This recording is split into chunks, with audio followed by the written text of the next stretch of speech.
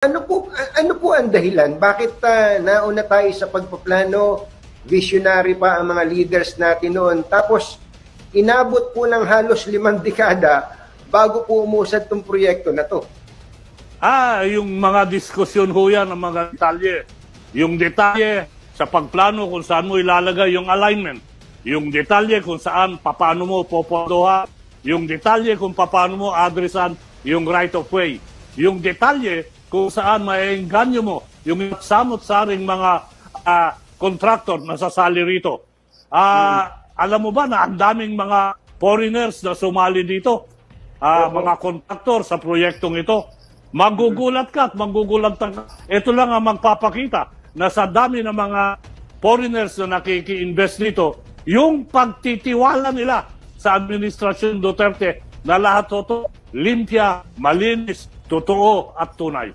Yun sa mga nanonood sa atin ngayon, Marcos, tapos Cory Aquino, Fidel Ramos, Erap Estrada, Gloria Arroyo, Noynoy Aquino, 5 presidente after Ferdinand Marcos Sr., panahon lang ni Pangulong Duterte, umusad. Ano ba ginawa dyan? Ang barako ba kayo dito? Pinagsisigawan nyo ba itong mga problema nyo sa right of way? Sila lang ho makakasagot dyan. Ang aming masasagot, paano namin ginawa? Yun ho ang masasagot ko.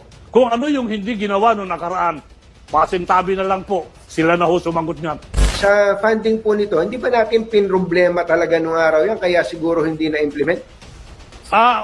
Kasi siguro nahirapan sila talagang magkaroon ng agreement sa mga funder. Siguro tinitignan at sinisipat din nila nung araw ay yung pondo manggagaling sa Kongreso. Yung pondo ho natin ay hindi manggagaling sa GAA.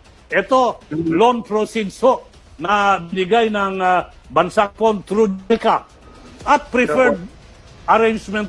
Alam mo, Katunying? Alam mo kung magkano interest nito? Opo. Magkano po? 0.01%. 0.01%. 0.01%. 0.01%. Yan ang interest niyan. Tapos, meron kang grace period na 12 years bago ka mag-umpisa magbayad. Hindi mo pa napakaganda. So, ang ibig sabihin po nun, Secretary, pinakikinabangan na natin, nakakasakay na kami sa subway na yan, nakakabiyahin na kami mula doon sa Quezon City hanggang doon sa NAIA ng 35 minutes lang, dire-diretso, nang hindi pa tayo nagbabayad. Wala pa tayong, hindi pa tayo kailangan. Tama ka dyan, boss. Opo. Tama ka dyan. Merong tinatawag na grace period for 12 years. Buti pumayag yung magaling din kayo. Kayo ba nakipagtawaran doon sa nagpapautang? DOE po yan, si Sec Sani, kasama ang kanyang mga staff. Hindi lang ho, utakan ng laban dyan, papugihan din sa pagkikipag-usap.